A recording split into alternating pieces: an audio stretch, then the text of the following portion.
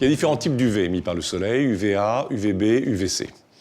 Les UVC, heureusement, sont arrêtés par les hautes couches de l'atmosphère.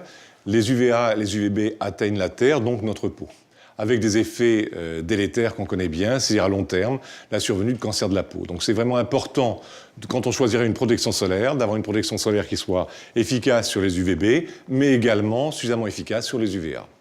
Comment est-ce qu'on calcule ces indices de protection? En fait, on va calculer ce qu'on appelle un SPF, donc les indices 20, 30, 50, etc., fonction de la durée de protection que ces crèmes vont avoir au niveau de notre peau.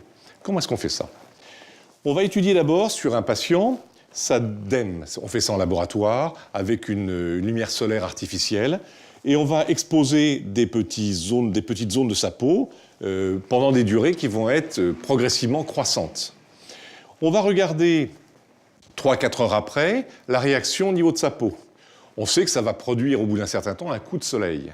Bien sûr, ça apparaîtra d'autant plus rapidement que la peau est claire.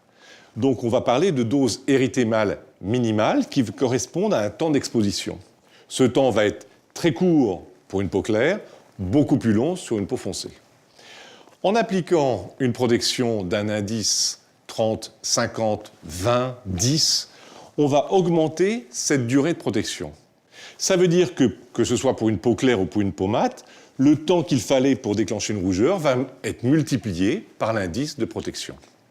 En clair, quand la peau est claire, très vite, elle va avoir tendance à rougir. Très vite, on va prendre un coup de soleil. Ça veut dire qu'obligatoirement, il nous faut un indice élevé. Quand la peau est mate ou quand la peau a été pigmentée au cours d'une exposition solaire en fin d'été, par exemple, on peut se permettre de baisser l'indice. Ce qui est important de savoir, c'est quand on vient d'appliquer sur une peau un indice 50 ou un indice 20, immédiatement, la protection est la même. Simplement, sur une peau claire, un indice 20 protégera peut-être simplement 20 minutes, une demi-heure. Donc, indispensable d'utiliser une protection qui sera d'indice 50+, qu'on pourra simplement renouveler toutes les 2-3 heures. Donc, ce système de SPF correspond aux UVB.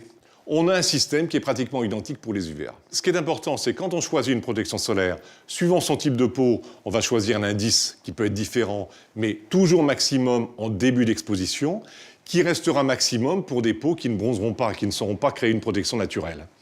Et avoir une protection qui soit en même temps UVB, c'est ce qui va définir l'indice, mais également UVA. Donc on le saura en voyant sur le tube l'indice UVA qui sera encerclé, donc on aura une sécurité, une protection globale de notre peau.